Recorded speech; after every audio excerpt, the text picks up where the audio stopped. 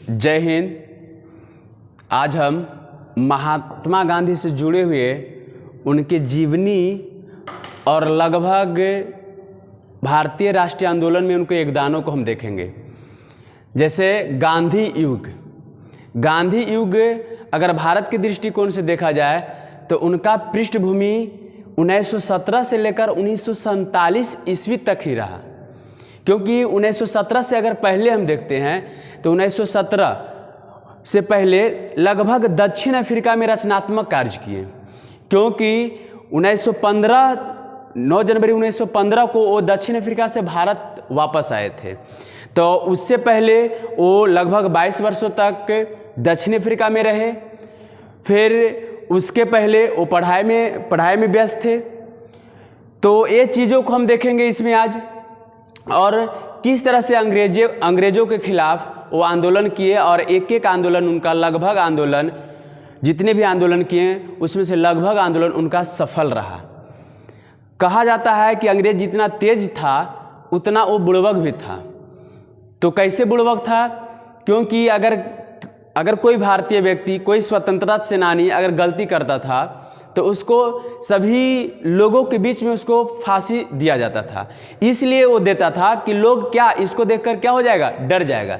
लेकिन ऐसा होता नहीं था। जब वो लोगों के बीच में फांसी देता था तो लोग उस चीज़ को देखकर उसके अंदर राष्ट्रवाद की भावना और जागती थी और उग्र होता था, जिससे यहाँ से साबित होता है कि अंग्रेज तेज के साथ बुड़बक भी था। चलिए आगे आते हैं, विशेष बातें इस पर करेंगे हम। चलिए महात्मा गांधी को हम जन्म से देखते हैं। तो सबसे पहले जन्म में आते हैं। तो महात्मा गांधी का जन्म 2 अक्टूबर 1869 ईस्वी को पोरबंदर गुजरात में हुआ था। कहाँ हुआ था? पोरबंदर गुजरात में हुआ था। चलिए उसके बाद इनके पिता का नाम करमचंद गांधी था, इनके माता का नाम पुतलीबाई गांधी, इनके पत्नी का नाम कस्तूरबा गांधी। भारतीय राष्ट्रीय आंदोलन में महात्मा गांधी के साथ साथ इनकी पत्नी कस्तूरबा गांधी का भी अहम भूमिका रही। इस चीज़ पर भी फोकस करने की ज़रूरत है। ये सभी क्वेश्चन जो एक बेसिकली क्वेश्चन है, ऐसे एग्जाम में तो पूछता कंपटीशन के, खासकर कंपटीशन के एग्जाम में ऐसे क्वेश्चन तो आता नहीं है, लेकिन जब हम बेसिक रूप से अगर चल रहे हैं तो हम बेसिक रूप से ही चलेंगे। चलिए उसके बाद आते हैं उनके पत्नी के नाम कस्तूरबा गांधी। अब यहाँ देखिए 13 वर्ष की उम्र में ही महात्मा गांधी का विवाह कस्तूरबा गांधी से हो जाता है, और इनका महात्मा गांधी का भी उम्र 13 वर्ष और उनकी पत्नी कस्तूरबा गांधी का भी उम्र लगभग 13 वर्ष ही रहता है। कम उम्र में इनका क्या होता है, विवाह हो जाता है। चलिए उसके बाद वो लगभग प्रारंभिक पढ़ाई भारत में ही करते हैं, लेकिन जब 1889 ईस्वी में वो बैरिस्टरी की पढ़ाई करने के लिए कहाँ चल जाते हैं? इंग्लैंड चल जाते हैं। कहाँ चल जाते हैं? इंग्लैंड। देखिए, और वो वहाँ लगभग 1891 ईस्वी तक रहते हैं। लगभग 2 वर्ष कह सकते हैं इसमें, समझे। 2 वर्षों तक दक्षिण अफ्रीका में रहते हैं, वो इंग्लैंड में रहते हैं, और वहाँ किसकी पढ़ाई करते हैं? बैरिस्टरी की पढ़ाई करते हैं। चलिए उसके बाद वो बैरिस्टरी की पढ़ाई कर फिर भारत वापस आते हैं। भारत वापस आने के बाद दक्षिण अफ्रीका के एक व्यापारी अब्दुल्ला के कहने पर महात्मा गांधी दक्षिण अफ्रीका चले जाते हैं 1893 ईस्वी में। यहाँ से क्वेश्चन उठाता है कि महात्मा गांधी दक्षिण अफ्रीका कब गए थे? तो 1893 ईस्वी में गए थे।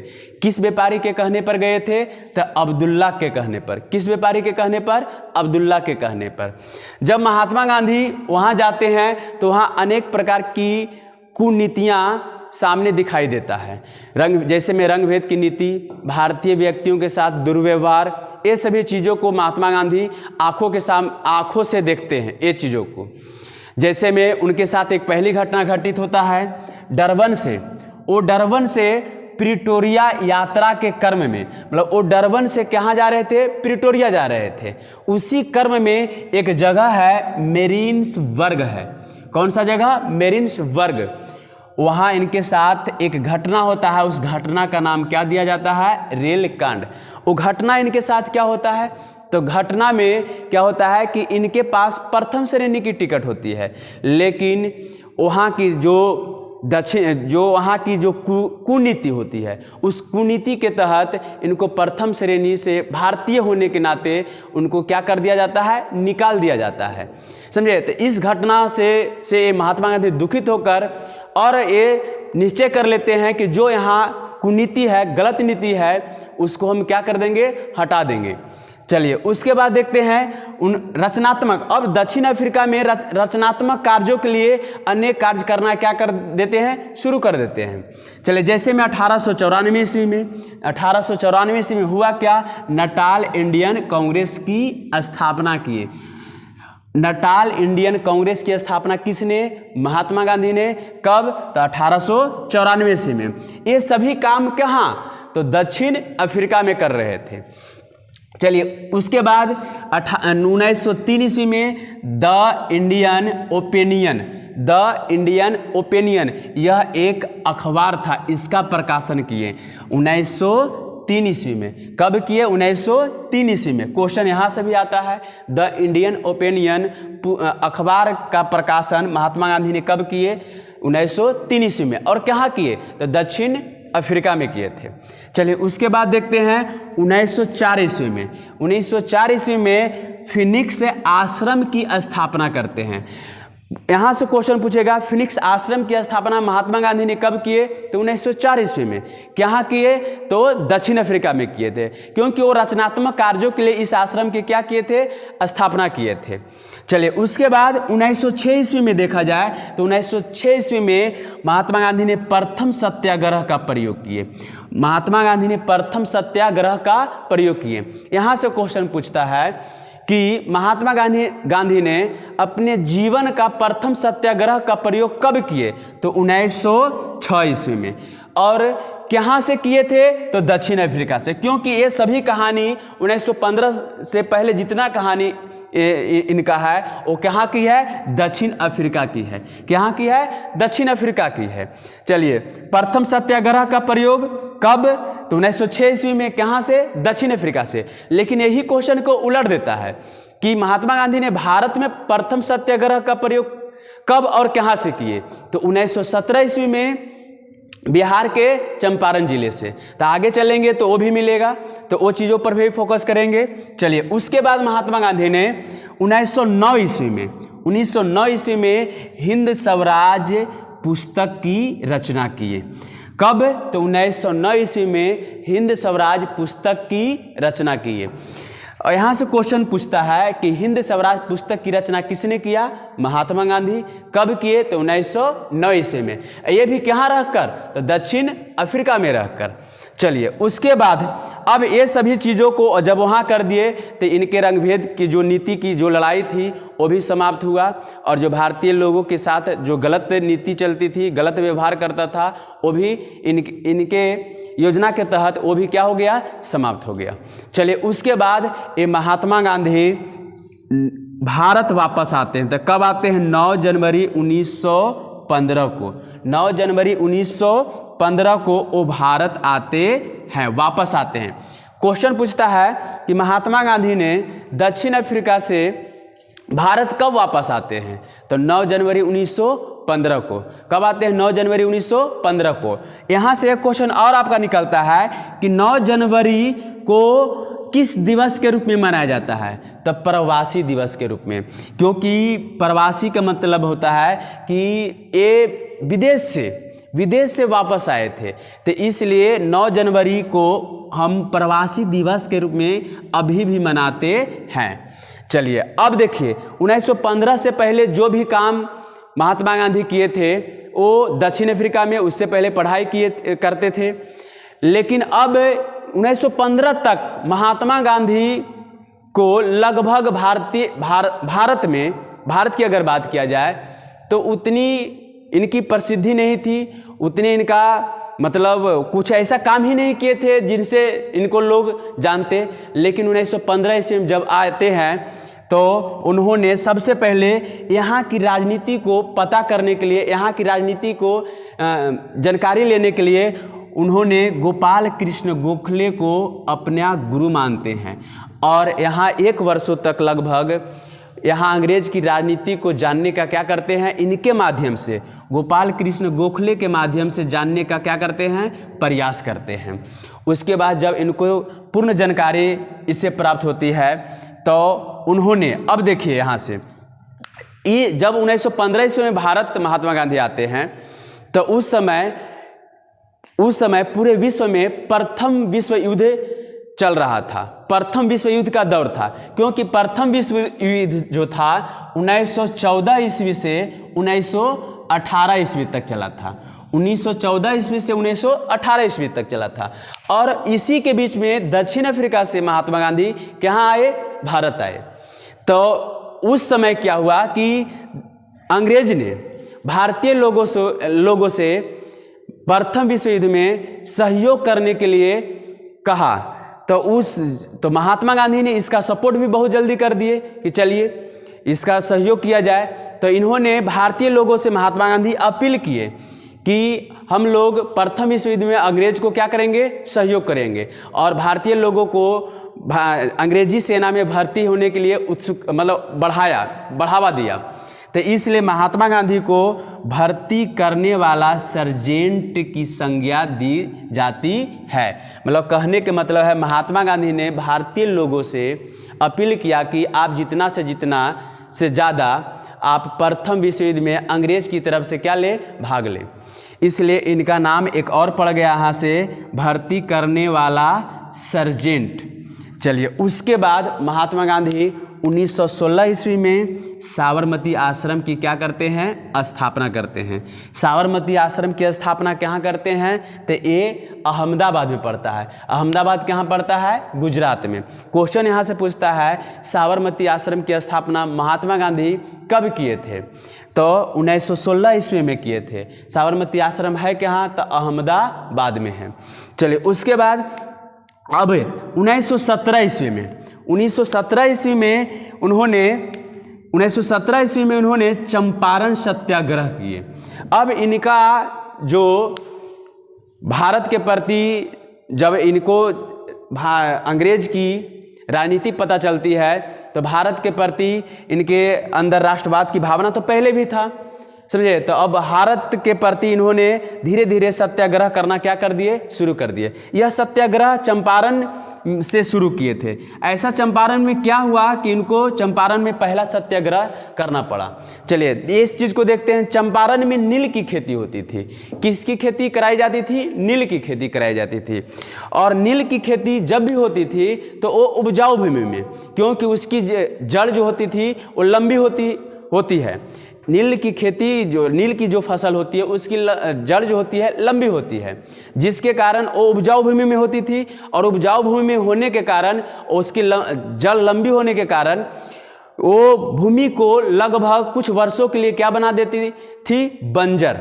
इसलिए वहाँ के चंपारण के किसान नील की खेती करना नहीं चाहते थे, लेकिन जबरन उनको नील की खेती नील्हो के द्वारा कराया जाता था। और वहाँ नील की खेती के साथ साथ वहाँ 3 कठिया व्यवस्था, मतलब नील की खेती में ही 3 कठिया व्यवस्था लागू था। 3 कठिया व्यवस्था मतलब 3/20, मतलब जिस किसान के पास 20 कट्ठा जमीन है तो उस 20 कट्ठे में 3 कट्ठे में 20 कट्ठे के 3 कट्ठे में नील की खेती करनी होती थी। इसी को हम 3 कठिया व्यवस्था कहते हैं। चलिए, उसके बाद देखते हैं, हाँ, 3 कठिया व्यवस्था। और प्लस में और क्या कर दिया गया था कि वहाँ किसानों के लिए लगान में वृद्धि कर दी गई थी। तो ये सभी चीज़ों से परेशान होकर वहाँ का ही एक किसान नेता, जिसका नाम है राजकुमार शुक्ल ने, वहाँ का ही एक किसान नेता राजकुमार शुक्ल ने महात्मा गांधी को चंपारण आने के लिए आमंत्रित किए। ये चंपारण आने के लिए आमंत्रित कब किए, चलिए, तो 1916 ईस्वी में लखनऊ के कांग्रेस का एक अधिवेशन हो रहा था।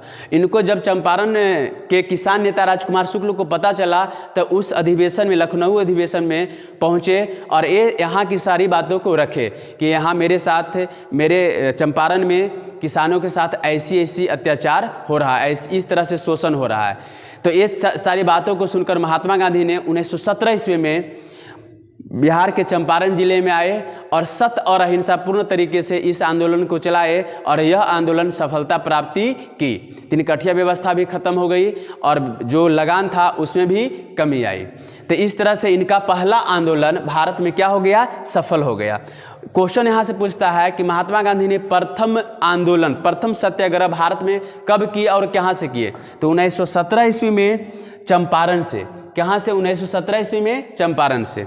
चलिए, उसके बाद 1918 ईस्वी में हाँ, अहमदाबाद मिल मजदूर आंदोलन हुआ।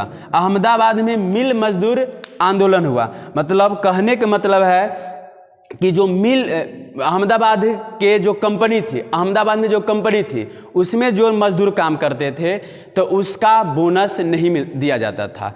तो उसके लिए महात्मा गांधी ने प्रथम बार मिल मजदूरों के लिए भूख हड़ताल किए। प्रथम बार मिल मजदूरों के लिए भूख हड़ताल किए और यह आंदोलन भी क्या हो गया, सफल हो गया। उसके बाद 1918 ईस्वी में ही खेड़ा आंदोलन में, खेड़ा आंदोलन क्या था? तो यहाँ एक कृषक आंदोलन था।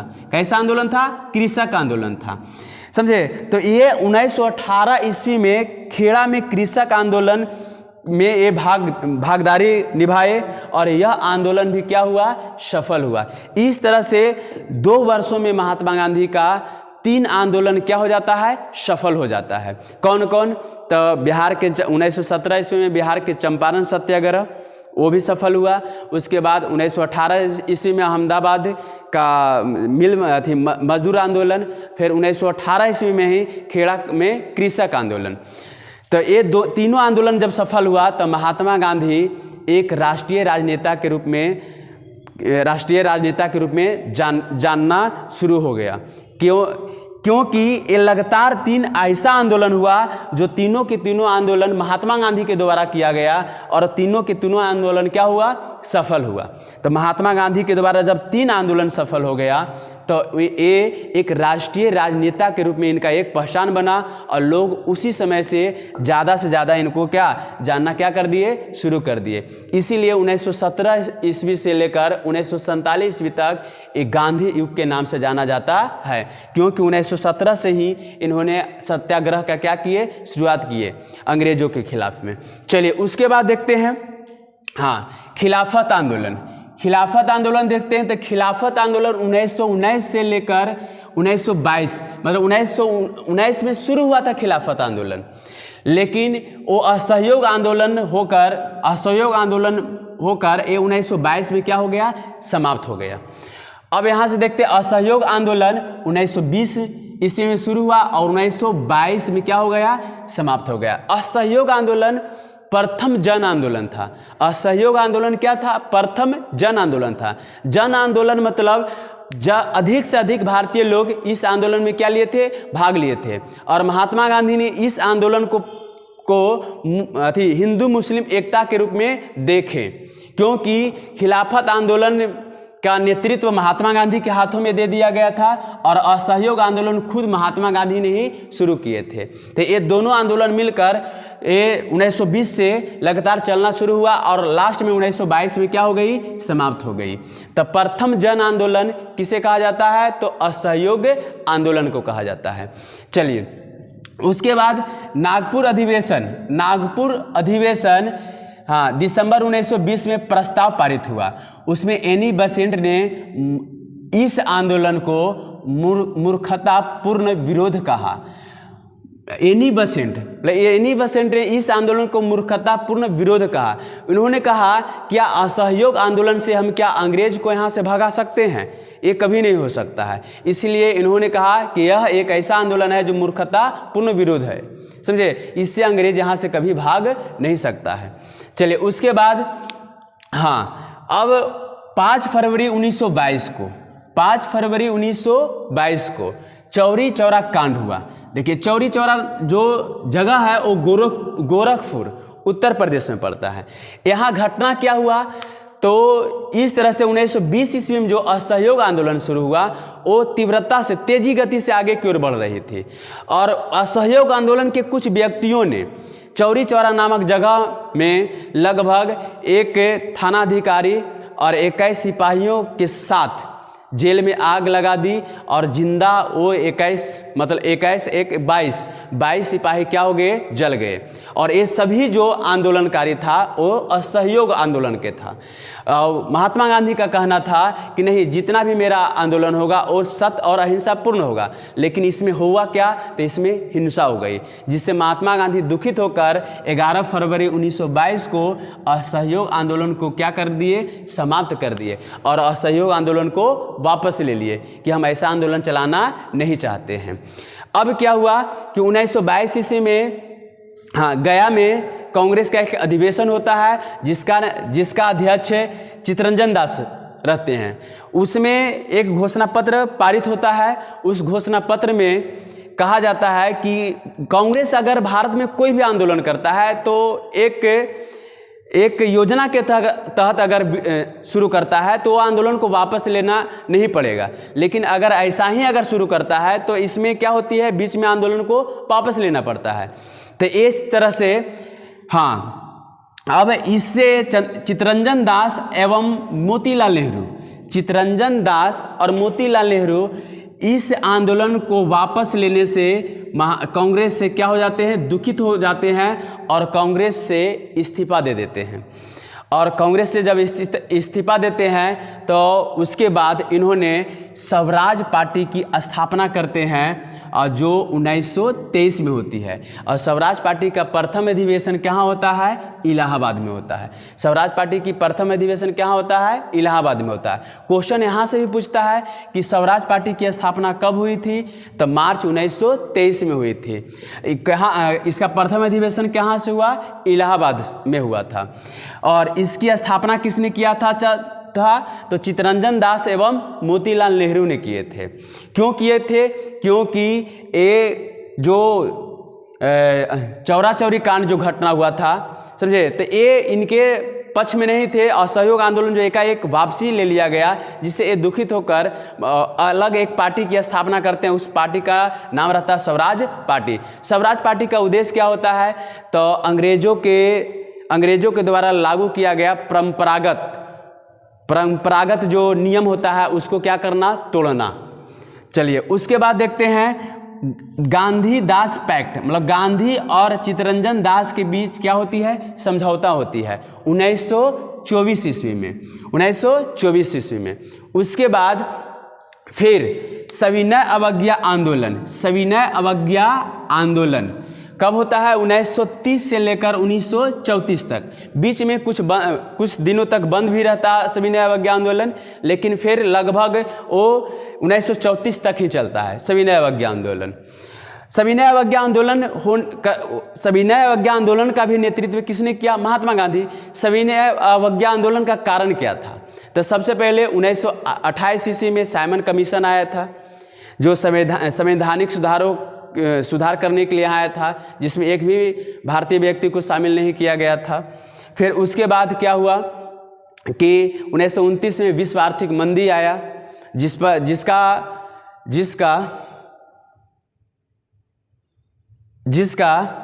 इसमें देखते हैं सविनय अवज्ञा आंदोलन 1930 से 1934। इसका कारण क्या था, तो सबसे पहले सविनय अवज्ञा आंदोलन क्यों शुरू हुआ, तो 1928 ईस्वी में साइमन कमीशन आया जो संवैधानिक सुधारों के लिए आया था, जिसमें एक भी भारतीय व्यक्ति को शामिल नहीं किया गया था। 1929 में विश्व आर्थिक मंदी हुई, जिसका व्यापक प्रभाव किस पर पड़ा, भारत पर पड़ा। उस पर भी कुछ अंग्रेज किया नहीं, देखरेख नहीं किया। उसके बाद फिर 31 दिसंबर 1929 को पूर्ण स्वराज की मांग के लिए जवाहरलाल नेहरू ने रावी नदी के तट पर मध्यरात्रि में तिरंगा झंडा फहराते हैं। उसके बाद फिर महात्मा गांधी ये सभी मामलों को लेकर लॉर्ड इरविन, क्योंकि उस समय भारत का गवर्नर जनरल कौन था? तो लॉर्ड इरविन था। तो उनके साथ ये सभी मामलों को लेकर समझौता करने के लिए जाते हैं, लेकिन लॉर्ड इरविन महात्मा गांधी से मिलने से क्या कर देता है? इनकार कर देता है। तो यही सभी चीज़ों को लेकर महात्मा गांधी ने 1930 ईस्वी में 11 सूत्री मांगों के साथ सविनय अवज्ञा आंदोलन के क्या करते हैं? शुरुआत करते हैं। जिसकी शुरुआत दांडी मार्च 12 मार्च 1930 ईस्वी से शुरू होती है। 1930 ईस्वी से शुरू होती है और 5 अप्रैल 1930 को वो दांडी समुद्र तट पर पहुंचते हैं और 6 अप्रैल को समुद्र की पानी से नमक बनाकर नमक कानून का क्या करते हैं? उल्लंघन करते हैं। इसमें क्या होता है? 78 सहयोगियों के साथ इसमें कितने व्यक्ति साबरमती आश्रम से चलते हैं? 78 व्यक्ति चलते हैं। थोड़ा सा देखते हैं मानचित्र पर, इसको देख लेते हैं। ये वाला एरिया गुजरात वाला एरिया है। तो देखते हैं, इसमें देखते हैं कि उनके साथ साबरमती आश्रम, मान लेते हैं कि अहमदाबाद यहाँ, और यहाँ देख लेते हैं ये क्या? दांडी समुद्र तट। तो साबरमती आश्रम से 78 व्यक्तियों के साथ वो पैदल 241 मील की दूरी तय करने के बाद 24 दिनों में 5 अप्रैल को दांडी समुद्र तट पर पहुंचते हैं और 6 अप्रैल को समुद्र की पानी से नमक बनाकर नमक कानून को क्या करते हैं? उल्लंघन करते हैं। उसके बाद यह आंदोलन धीरे धीरे आगे की ओर बढ़ती है। फिर उसी समय गोलमेज सम्मेलन होती है, वो भी कहाँ? तो इंग्लैंड में। क्या होती है? इंग्लैंड में। वो 3 गोलमेज सम्मेलन होती है। 1930 प्रथम, द्वितीय, तृतीय। प्रथम गोलमेज सम्मेलन 1930, द्वितीय गोलमेज सम्मेलन 1931 और तृतीय गोलमेज सम्मेलन 1932 में होती है। ये 3 गोलमेज सम्मेलन में महात्मा गांधी एक गोलमेज सम्मेलन में क्या लेते हैं? भाग लेते हैं, क्योंकि इससे पहले महात्मा गांधी 1930 में सविनय अवज्ञा आंदोलन का नेतृत्व करते हैं, तो इसलिए 1930 में प्रथम गोलमेज सम्मेलन में ये भाग नहीं ले पाते हैं। फिर उसे 1931 में ये भाग लेते हैं, लेकिन इनकी बातों को वहाँ गोलमेज सम्मेलन में सुना नहीं जाता है, इसलिए फिर वापस आते हैं और महात्मा गांधी 1932 महात्मा गांधी फिर सविनय अवज्ञा आंदोलन को आगे बढ़ाना शुरू कर देते हैं। उस समय जब सविनय अवज्ञा आंदोलन शुरू होता है तो उस समय इंग्लैंड का प्रधानमंत्री रैमजे मैकडोनाल्ड था। उस समय इंग्लैंड का प्रधानमंत्री कौन था? रैमजे मैकडोनाल्ड था। तो पूछता है क्वेश्चन कि सविनय अवज्ञा आंदोलन की शुरुआत जिस समय हुआ था उस समय इंग्लैंड के प्रधानमंत्री कौन थे? तो रैमजे मैकडोनाल्ड थे।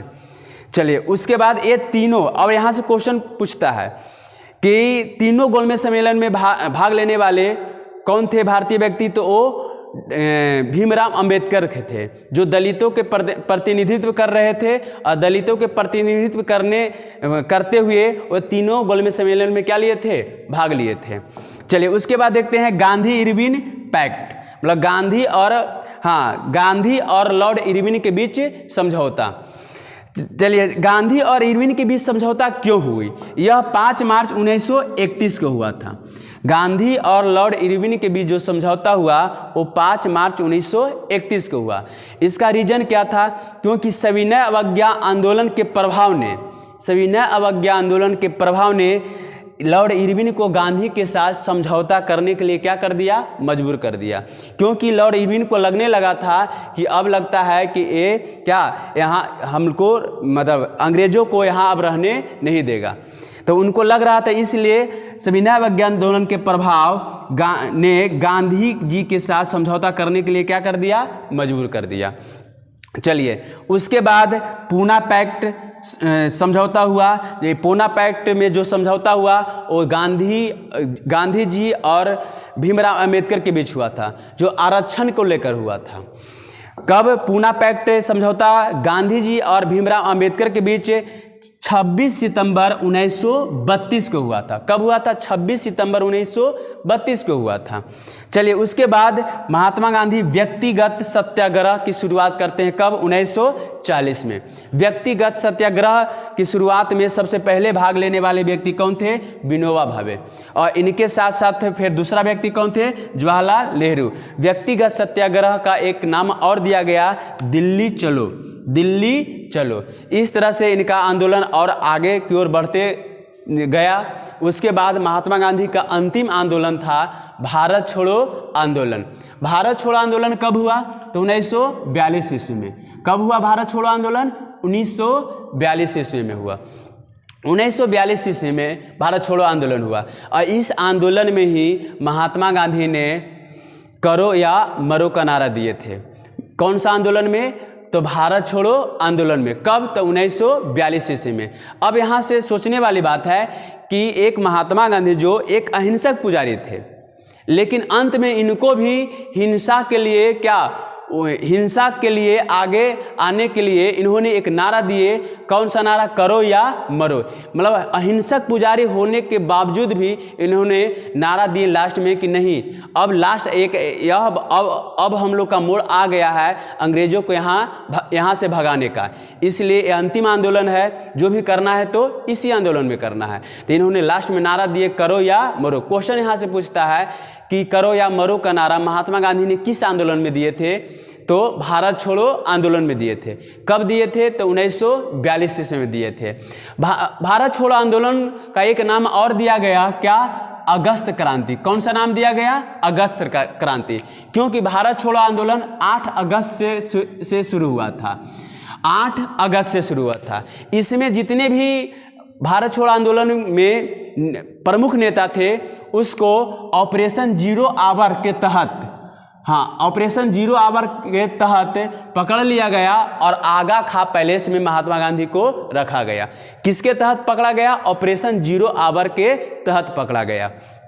उसके बाद इस तरह से इस तरह से इनका लगभग रचनात्मक कार्य चलते रहा और लास्ट में इनका मृत्यु 30 जनवरी 1948 में नाथूराम गोडसे के द्वारा कर दिया जाता है।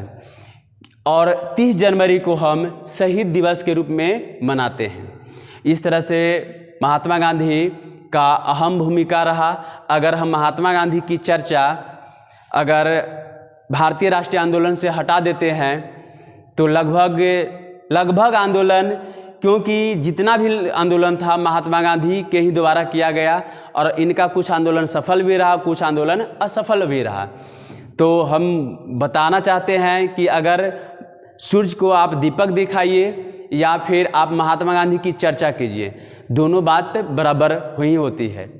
तो इस तरह से भारत को 15 अगस्त 1947 को आज़ादी मिली और अंत में नाथूराम गोडसे के द्वारा 30 जनवरी 1948 को गोली मार दिया जाता है, जिससे महात्मा गांधी की क्या हो जाती है? मृत्यु हो जाती है।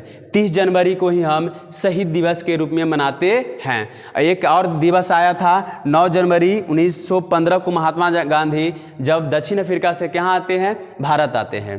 तो वो 9 जनवरी को प्रवासी दिवस के रूप में मनाते हैं। तो इस तरह से आप लोग वीडियो को देखिएगा। ये मेरा फर्स्ट वीडियो है और जो भी इसमें गलत या सही जो भी होता है तो आप कमेंट कीजिएगा। और नया चैनल है, सब्सक्राइब कीजिएगा और वीडियो को लाइक भी कर दीजिएगा। और जो भी आपको गलत या सही जो भी लगता है तो वो आप कमेंट में ज़रूर लिखिएगा।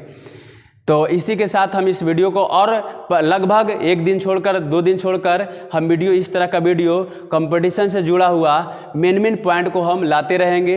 हिस्ट्री हो, ज्योग्राफी हो या फिर पॉलिटिकल साइंस हो, इकोनॉमिक्स हो या फिर बायोलॉजी हो, इस तरह से अनेक मेन टॉपिकों को हम इस चैनल पर लाते रहेंगे। तो तब तक के लिए अगले वीडियो में फिर दोबारा मिलेंगे।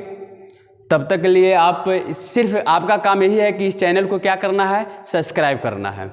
और जो भी वीडियो होता है तो अगर अच्छा लगता है तो कन्फर्म इसको एकदम ज़रूर आप इसको लाइक कीजिए और फिर और कमेंट में लिखने का प्रयास कीजिए, जिससे मेरा हौसला बढ़ेगा और वीडियो लाने का क्या करेंगे, प्रयास करेंगे।